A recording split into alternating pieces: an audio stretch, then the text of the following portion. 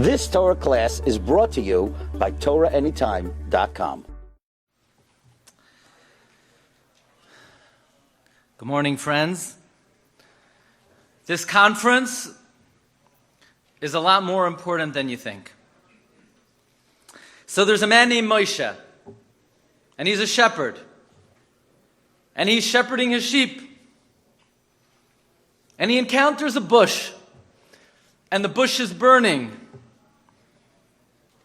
V'hine hasne boyer bo'esh, and behold, v'hasne inenu uka. And Chazal tell us this was not a physical phenomenon. This was some type of vision that Moshe Rabbeinu was experiencing. And let me tell you something. When Moshe Rabbeinu experiences nevuah, it's not your everyday nevuah. We're not talking nevuah like Avraham Avinu or Yeshaya Hanavi, who saw prophecy ba'aspaklaria she'ena me'ira. We're talking aspaklaria ha'me'ira, which means that since this was the first prophecy that Moshe Rabbeinu ever experienced, this was, from the moment God created the world, the most intense, elevated, divine experience anyone ever encountered. This was greater than what Avraham saw, than what Yaakov Avinu saw. So I have one simple question. What did the man do to deserve this? What did he do? B'ma zachis. What was his zachus? And you know what? You could look in the Chumash, and the Chumash does not say anything Moshe Rabbeinu did. But let me tell you, Libi Oimer Li, we have one pasuk that precedes God's communication with Moshe Rabbeinu. You know what the pasuk says? U'Moshe hayaroya es tzoin Yisroi choisnoi kohen midyan vayinhag es hatzoin achar hamidbar. What does Rashi say? That Moshe took the sheep beyond the desert, lehisrachek min hagezel, to avoid taking a buck out of someone else's pocket. That he had a zehirus b'inyane choshen mishpat, and look where he landed. Look what it brought Moshe Rabbeinu. It elevated him to a pedestal above and beyond any human being in the history of the world.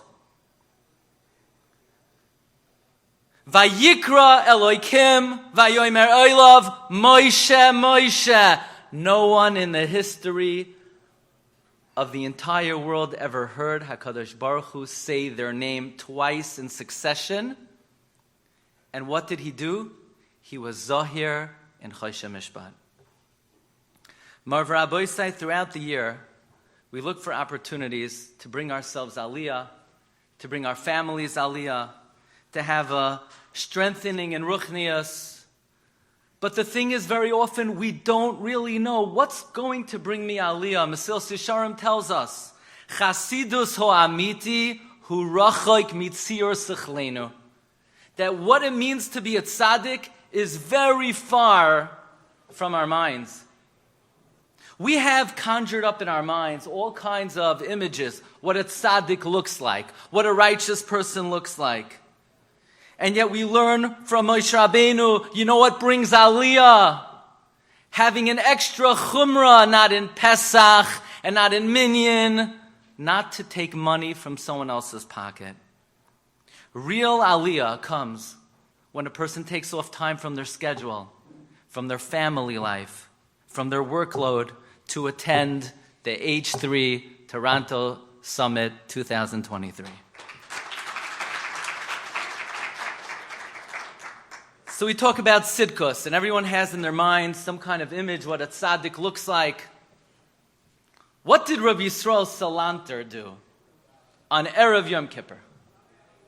What did the man do, the great tzaddik, the Gadol Hadar? How did he spend his Erev Yom Kippur? So he was once visiting his son-in-law in the city of Kranyuk, and there was a certain Zakein who wanted to observe Rabbi Yisrael. What does Rabbi Yisrael Salanter do on Erev Yom Kippur? Well, friends, Kach hayadarkoi shel Rabbi Yisrael be'erev Yom HaKippurim. After eating breakfast, he goes not to the Beis HaKnesses, and not to the mikvah, and not to the Beis HaMedrash. He went into the kitchen, and he went into the pantry, and he took out a hammer, and he put the hammer under his jacket, and he proceeded to go to the local shul, and he proceeded to bang in every loose nail in every chair, so that the owner of the shul would not have on his shoulders the avera of hezek and gezela on the Yom HaKadosh. And then he went upstairs to the Ezras Nashim and he banged in all the nails in the women's section. And he spent the entire Erev Yom Kippur banging in every loose nail in the city of Kranyuk, so that chas v'shalom there was no hefsid pruta in the whole city. That was the minhag kadosh of Rabbi Yisrael Salanter be'erev Yom HaKippurim. You want aliyah? You want sechusim? It starts b'zehiros b'choshen mishpat.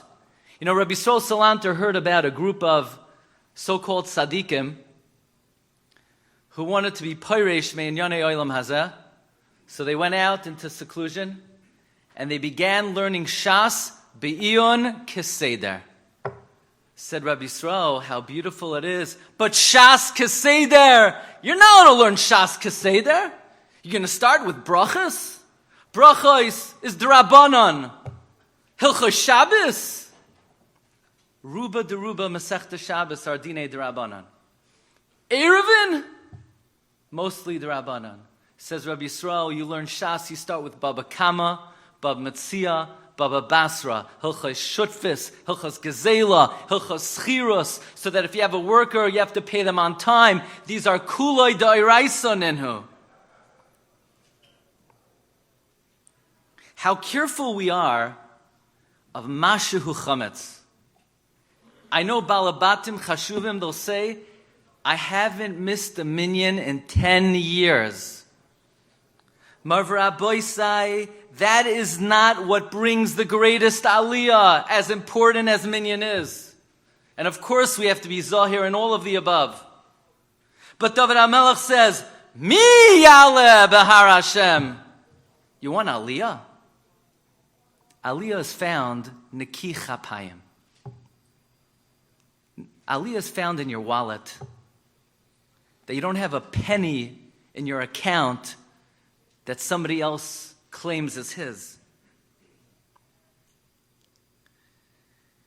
So, Rabbi Zion mentioned that we share a common alma mater, but I have to admit, when I was a bacher in yeshiva, I used to sneak to hear.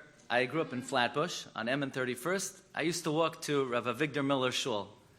I walked to his shul for 3 years. It was quite a long walk. I heard from him the following question. Yaakov Avinu, he's running away from Esav. He runs from Beersheva, Har Habayis, Beisel, Charan. He gets to Charan, he says, Oy vay, Efsher, Avarti al mokoim shespalalu avoisai v'lo hispalalti. I blew it. I didn't daven by the Har Habayis. So he heads back. Vayachaloim, and he has a dream. V'hine malachei Elokim oilim v'yardim bai. He sees angels in his dream. Let's fast forward now 20 years. He's done with Lavan, that conniving crook. Your Zayda, Uncle Lavan. And now he's out of Lavan's house. And the pasuk says, Vayelech Yaakov ledarkei, vayifku uboy malachei Elokim. He sees the angels again. But this time, he's not dreaming. This time he's awake. He sees the angels behakitz. And this is a totally different madrega than seeing an angel in a dream. It's one thing, vayachaloim, but to see an angel awake? What did Yaakov Avinu do in those 20 years that he steiged and he grew and he elevated himself from seeing a malach in a dream to seeing them awake? Say, he must have learned in Koilel. Nah, he wasn't in yeshiva at all. He wasn't in yeshiva for a minute during those 20 years. He finished learning before the first dream. What did Yaakov Avinu do during those 20 years that he had such an aliyah? I heard from Rabbi Victor Miller, you want to know what Yaakov did? You want to know why he had an aliyah? Because he went to work. That's why he had an aliyah. But when he went to work, he didn't take paper clips from the boss. And then he didn't make long distance calls on the boss's bill. And he didn't call in sick when he had a runny nose or when he had his kids' kindergarten play. He dealt honestly with a conniving crook. And a day's work was a day's work. That's why Yaakov Avinu had an aliyah. Because he didn't steal other people's money. He said, "Hayisi bayoim achalani choyrev v'kerach balayla." Says Rav Miller, it wasn't his amelos, it wasn't his limud, it was his avoida ben emanos. And I have to tell you, the zechus of honest working is the most underrated zechus in our world. And when I say our world, I don't mean the secular world. I mean unsere heimische Yidden. If you would have a totem pole in people's mind of what are the ikarim, that would be last on the list, when instead it should be first on the list.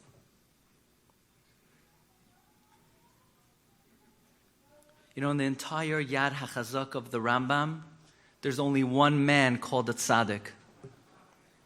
It's not easy to get the title tzaddik. Nowadays, if you're alive and breathing and you have a Jewish mother, you're a tzaddik. But for the Rambam, if you want to be a tzaddik, you got to really deserve it. There's only one individual called a tzaddik. You ready for this? Says the Rambam in the last halach of Hilchos Chiros. K'derech shemuzhar balabayish lo yigzol schar oni v'lo ya'akvehu. The same way the boss is obligated not to withhold wages from the worker.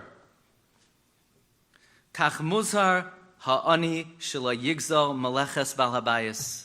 The worker has to make sure not to steal from the boss. There's an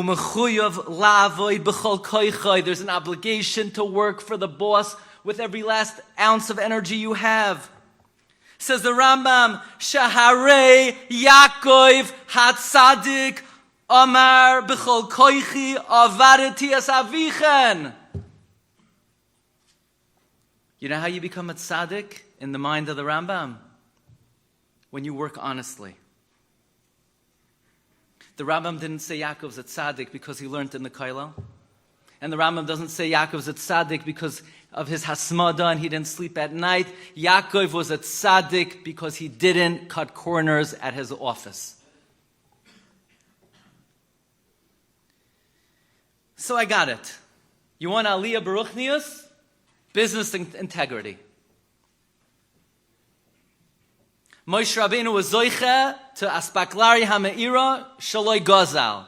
Yaakov Avinu saw the malachim awake shaloi gozal. But you know what they say? Nice guys finish last. This is good for ruchnias. This ain't good for business. So friends, the Rambam continues. You know, the Avos HaKadoshim were all very wealthy. Does anybody know who was the wealthiest of all the Avos? You know, Avraham Avinu, it says, V'Avraham kaved ma'oid ba'mikneh. Avraham was very wealthy. Yitzchak, v'yigdal ha'ish v'yelech haloich v'gadal ad ma'oid. Yitzchak was very wealthy. But Yaakov Avinu, v'yifroitz ha'ish me'oid. Avraham was very wealthy. Yitzchak was very wealthy. Yaakov was very, very wealthy. Why was he zoicha? Says the Rambam, Yaakov hatzadik amar b'chol koichi avadeti es avichen lefikach notal schar ba'olam hazeh shenemar vayifroitz ha'ish me'oid. Oyam v'noira. The zechus of the material wealth of Yaakov Avinu came from an honest day's work. You know, it's amazing. Rav Moshe has a phenomenal kasha in the Igros Chumash and Archaim Chelek Dalet. He wants to know, let's say you have a tzibur, that during Chodesh Elul they forget to blow the shofar. Is there tashlumin on Tkiyah shofar in Chodesh Elul?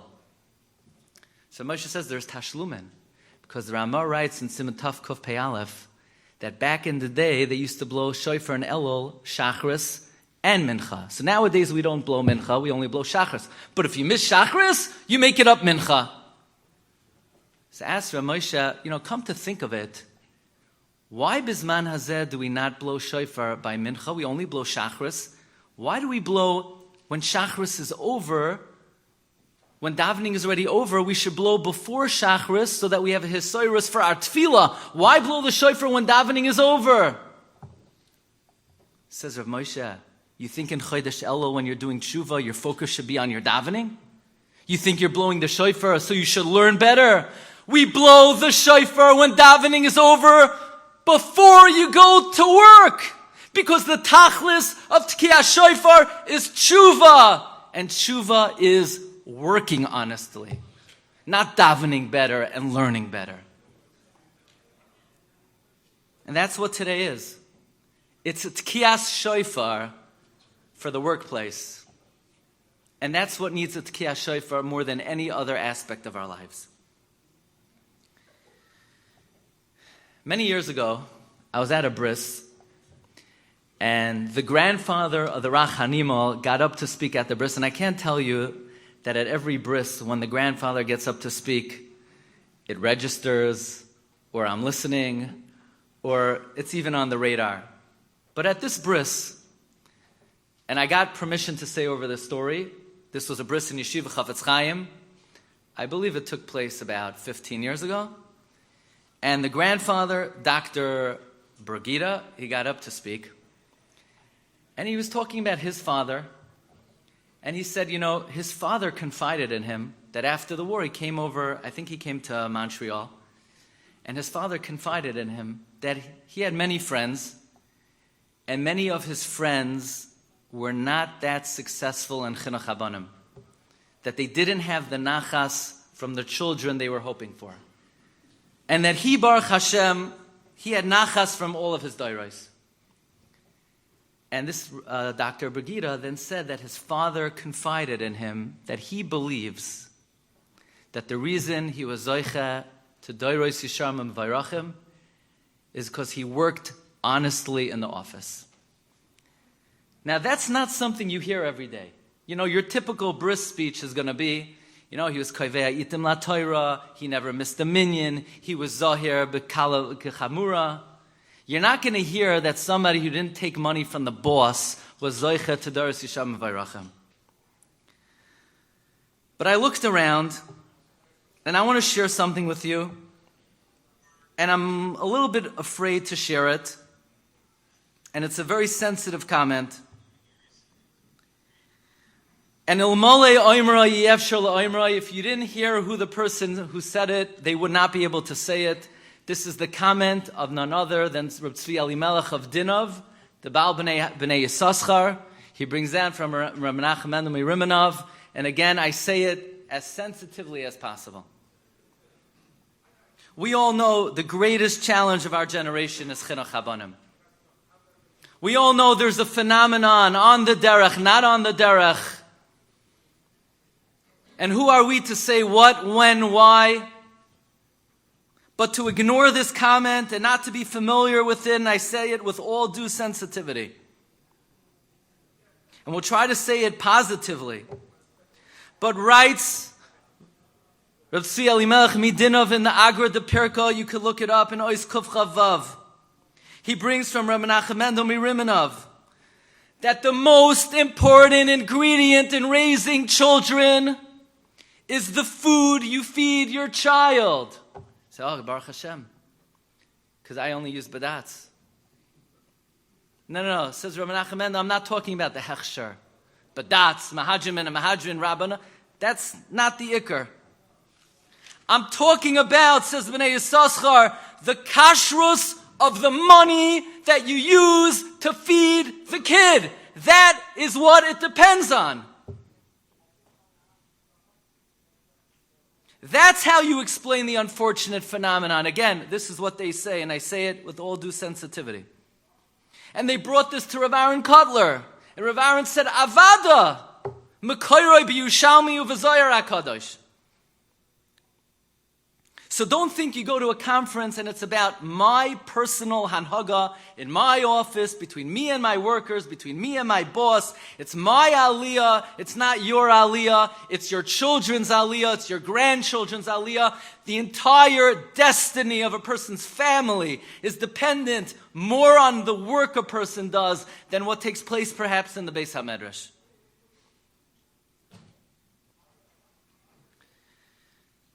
And there's another aspect of the workplace that time doesn't allow us to treat fully, but we'll just touch upon it. Pater b'li klum yefshar. And this is also something that's a formidable challenge. And this is something that also reverberates until the end of time.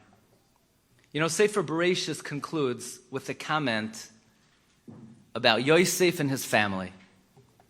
And it seems like Yosef was zoiche to something in his family life that none of the other shvatim were zoiche. The pasuk says, "Vayar Yosef leEphraim b'nei Shileshim." Yosef saw great-grandchildren. Gam b'nei Machir ben Menashe yuladu al berkei Yosef. The sons of Machir, the son of Menashe, grew up on Yosef's lap. That's how Bereshis ends.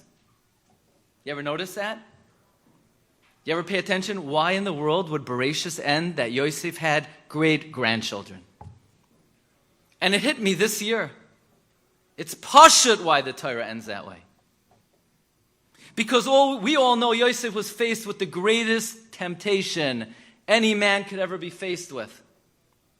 He's all by himself. He's in a foreign country. He's a young, handsome man. And every day, Eishes Potifera, she's tempting him. She's relentless. She doesn't let up. And Chazal say Yosef was about to break down. And ultimately, he summons up the fortitude. And the Torah says one word. Vayima'in. And we all know the trup on the word Vayima'in.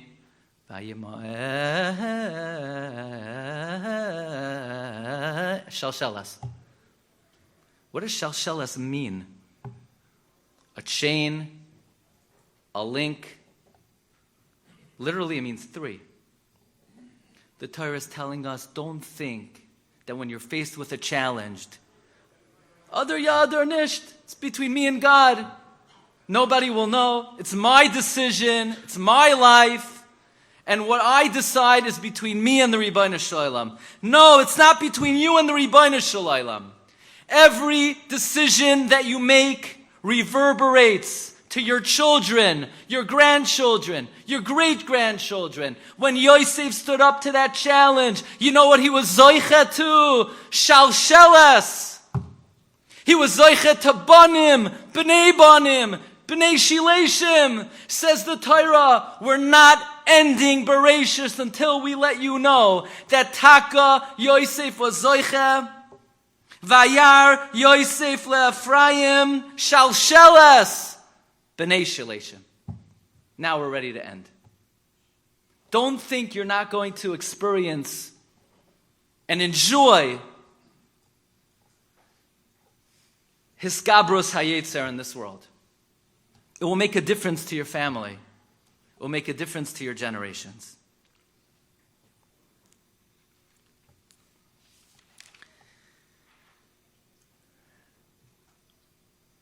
There's another important element of the workplace that I'm getting the feeling that perhaps the main kavanah of the organizers of today's event was really to address this aspect.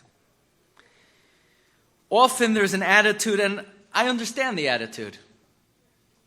Zman avoida l'chud uzman chesed l'chud. I have my work hours, and I have my chesed hours.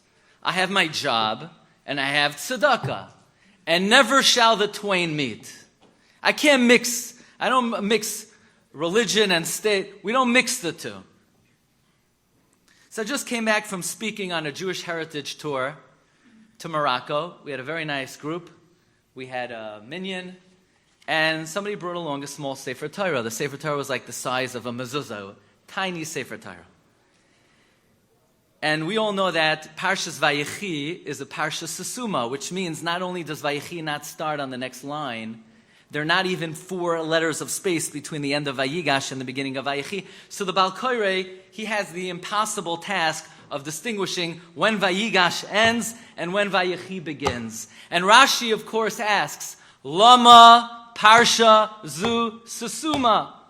Why is Vayechi a Parsha Sesuma? And Rashi says the epic words, Lefi shekivan sheniftar Yaakov Avinu, Nistemu Einehem v'liban shel Yisrael machmas tsaras hashibud.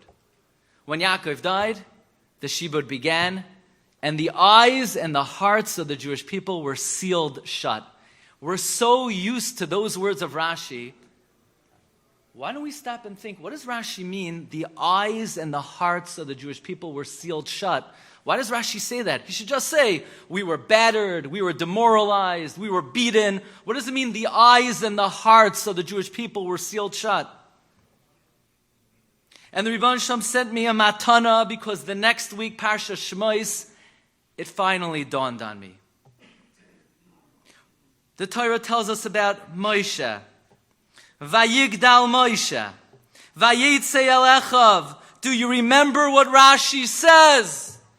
Nasan einav v'libai lios meitzar aleim. Now we know why you need eyes. Now we know why you need a heart. You need eyes to see the tsar of somebody else. You need a heart to empathize with someone else's plight.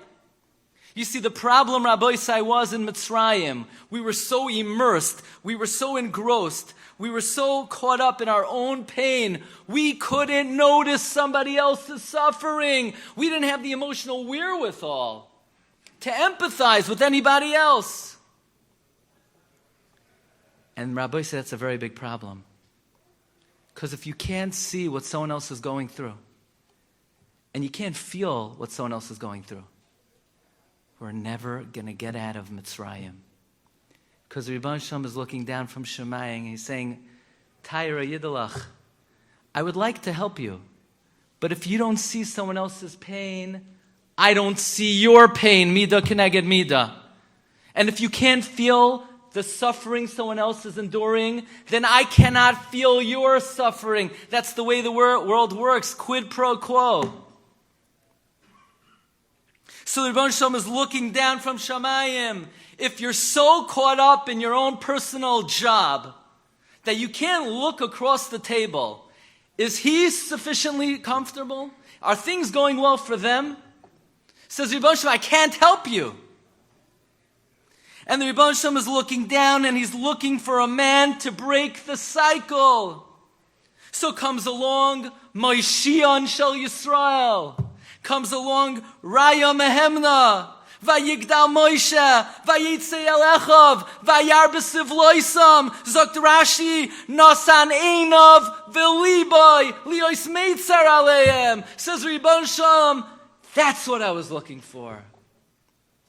Because now that your eye is open, and your heart is open, now I see and I feel very acutely what Klal Yisrael is going through. Ure'ei ze pele. Look in the next psukim. Vayar Elokim es b'nei Yisrael. Vayeda Elokim, says Rashi. Nosan alehem leiv, v'loi helem einav. That was the big turnaround. From Nistemu einehem v'liban shel Yisrael to Nosan alehem leiv, v'loi helem einav. So on the one hand, you have to go to work with Shmiras Einayim. You have to guard the eye. And on the other hand, you have to go to work with your eyes wide open. is my chaver making it in the workplace. He hasn't had an increase in salary in 7 years. How's he supposed to marry off his kids? Maybe I could give him some extra business. Maybe I could help them find a better job.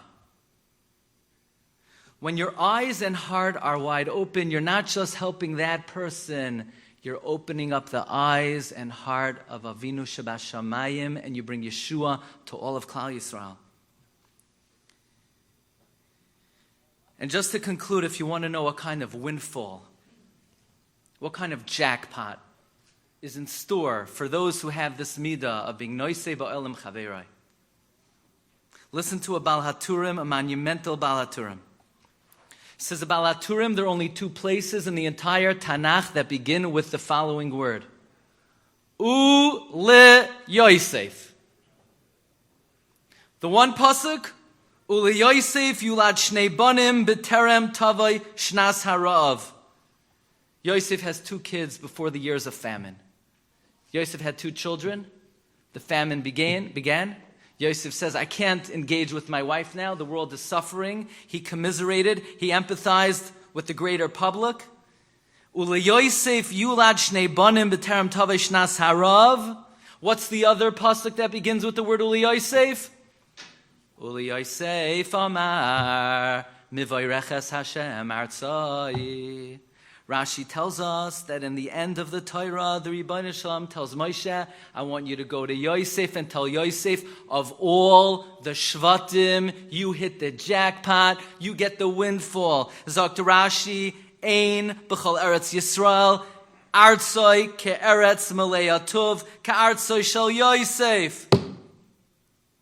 You know why Yosef hit the jackpot? You know why he got the windfall? Because Ule Yosef yulad shnei vanim b'terem tavai shnas harav. Because he empathized. Because he sympathized.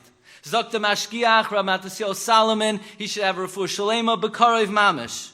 Says Rav Matisyahu, and every time I hear this vart, I quiver because the emes is so piercing. Says Rav Matisyahu, why was it that HaKadosh Baruch Hu tells Moshe, tell Yosef, the brother is coming from where? Uritzoin shoichni sneh. Tell Yosef, the bracha is coming from the one who dwells in the bush.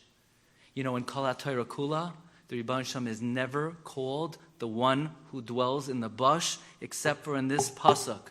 It could have said it's coming Meritzoin Shakai, Meritzoin Tzvakos, Meritzoin Elokim. Why Meritzoin Shoich Nisneh? Says the Mashgiach, because the Rebbeinu Shalom is letting Yosef know, Yosef, you know why you hit the jackpot?